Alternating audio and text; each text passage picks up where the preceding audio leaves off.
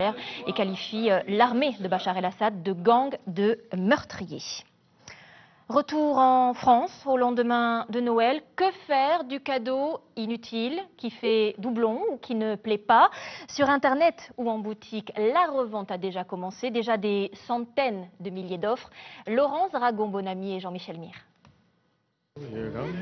Les cadeaux ont été déballés. Pour beaucoup, la joie était au rendez-vous. Et pour d'autres, la magie de Noël s'est envolée. C'est le cas de cette dame un peu déçue par le cadeau de son fils. Je lui en ai parlé, il a été très philosophe, mon fils, il a vraiment très bien pris. C'est la crise, donc après tout, pourquoi pas peut-être se racheter autre chose. Elle vient revendre ce collier dans un des nombreux magasins spécialisés. Un acte qui n'est plus tabou pour la moitié des Français. Mais pour certains, difficile d'avouer au Père Noël que ces cadeaux n'ont pas plu. Il y a une personne, elle a dit si ça plaît pas, bon bah tu t'en fais ce que t'en veux, elle peut vendre ou changer avec le ticket, bon éventuellement.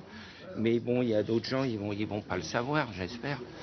Au palmarès de la revente, souvent des livres, des DVD ou des jeux vidéo, mais pas seulement.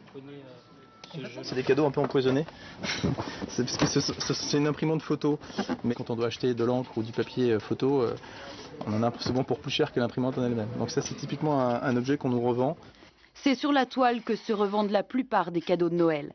Exemple cette tablette d'une valeur de 200 €, vendue 150 en 2 clics.